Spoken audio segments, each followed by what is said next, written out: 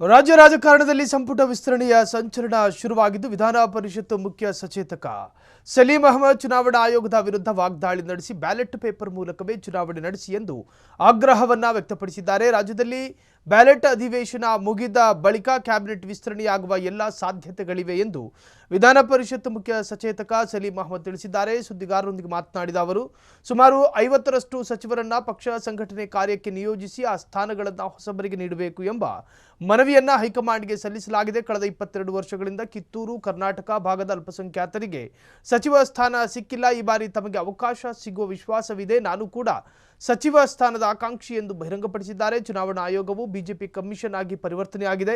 ಸ್ಥಳೀಯ ಸಂಸ್ಥೆಗಳ ಚುನಾವಣೆಯನ್ನ ballot paper ಮೂಲಕವೇ ನಡೆಸಬೇಕು ಎಂದು ಆಗ್ರಹ ವ್ಯಕ್ತಪಡಿಸಿದ್ರು.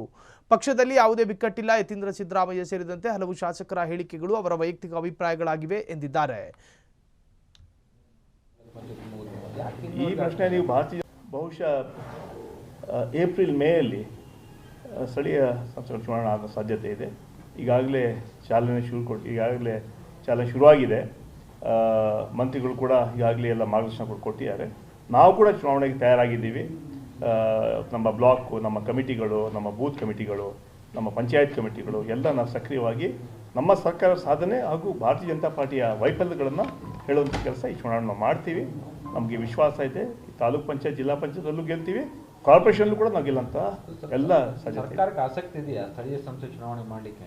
ನಾವು ಈ ರಾಜ್ಯ 4-5 ವರ್ಷ ಜಿಲ್ಲಾ ಪಂಚಾಯತಿ, ತಾಲೂಕು ಪಂಚಾಯತಿ ಈ ಪ್ರಶ್ನೆ ನೀವು ಭಾರತೀಯ ಜನತಾ ಪಾರ್ಟಿ ಅಧಿಕಾರ ಇರುವಾಗ ಕೇಳಲಿಲ್ಲ.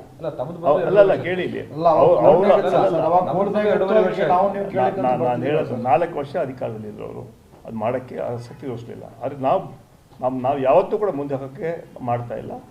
ನಾವು ಸಾಕಷ್ಟು ಅದು ಕೋರ್ಟಲ್ಲಿತ್ತು ಅಂತ ಸಮಸ್ಯೆಗಳು ನಮಗೂ ಆಯಿತು. ಅದು ಆದರೆ ನಾವು ರಾಜ್ಯದ ಜನರಿಗೆ ಬದ್ಧವಾಗಿದ್ದೀವಿ. ಈ ಎಲೆಕ್ಷನ್ಸ್ ಮಾಡೋಂಥದ್ದು ನಮ್ಮ ಕರ್ತವ್ಯ ಕೂಡ, ನಮ್ಮ ಧರ್ಮ ಕೂಡ. ಆ ಕೆಲಸ ನಾವು ಮಾಡ್ತಾ ಇದ್ದೀವಿ, ತಯಾರಿ ಮಾಡ್ತಾ ಇದ್ದೀವಿ. ಈಗಾಗಲೇ ಹೇಳಿಕೆಗಳು ಕೂಡ, ಮಂತ್ರಿಗಳು ಕೂಡ ಎಲ್ಲ ಡೈರೆಕ್ಷನ್ಸ್ ಕೂಡ ಅಧಿಕಾರಿಗಳು ಕೊಟ್ಟಿದ್ದಾರೆ.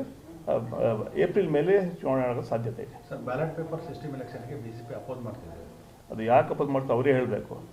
ಈಗ ಮುಂಚೆ ಇರಲಿಲ್ಲ ಬ್ಯಾಲೆಟ್ ಪೇಪರು. ಎಲ್ಲೋ ಒಂದು ಕಡೆ ಎಲೆಕ್ಷನ್ ಕಮಿಷನ್ ಮೇಲೆ ನಮಗೆ ವಿಶ್ವಾಸ ಕಳೆದು ಹೋಗಿದೆ. ನಮಗೆ ವಿಶ್ವಾಸ ಕಳ್ಕೊಂಡಿದ್ದಾರೆ. ಎಲೆಕ್ಷನ್ ಕಮಿಷನ್ ಒಂದು ಬಿಜೆಪಿ ಕಮಿಷನ್ ಆಗಿ ಪರಿವರ್ತನೆ ಆಗುತ್ತಿದೆ. ಯಾವ ರೀತಿ ಇಡಿ, ಐಟಿ, CBIನ ತಮ್ಮ ಕಪಿಮುಷ್ಟಿಲಿ ಇಟ್ಕೊಂಡು ಬಿಜೆಪಿ ಕೇಂದ್ರ ಸರ್ಕಾರ, ನರೇಂದ್ರ ಮೋದಿ ಅವರು, ಅಮಿತ್ ಶಾ ನಡೆಸ್ತಾ ಇದ್ದಾರೆ, ಅದೇ ರೀತಿ ಎಲೆಕ್ಷನ್ ಕಮಿಷನ್ ಕೂಡ ಅವರ ಕೈಗೊಂಬೆಯಾಗಿ ಕೆಲಸ ಮಾಡ್ತಾ ಇದೆ.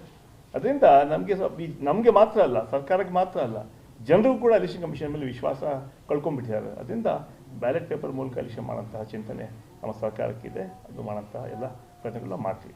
1 ಗ್ರಾಮ್ 1 ಎಲೆಕ್ಷನ್ ನಿಮ್ಮಲ್ಲಿ ಕ್ಷಣ ಕ್ಷಣದ ಸುದ್ದಿಗಳಿಗಾಗಿ ಫ್ರೀಡಂ ಟಿವಿ ಸಬ್ಸ್ಕ್ರೈಬ್ ಮಾಡಿ, ಲೈಕ್ ಮಾಡಿ ಹಾಗೂ ಫಾಲೋ ಮಾಡಿ. ಹೊಸ ಸುದ್ದಿಗಳ ನೋಟಿಫಿಕೇಶನ್ಗಾಗಿ ಬೆಲ್ ಐಕಾನ್ ಮೇಲೆ ಕ್ಲಿಕ್ ಮಾಡಿ.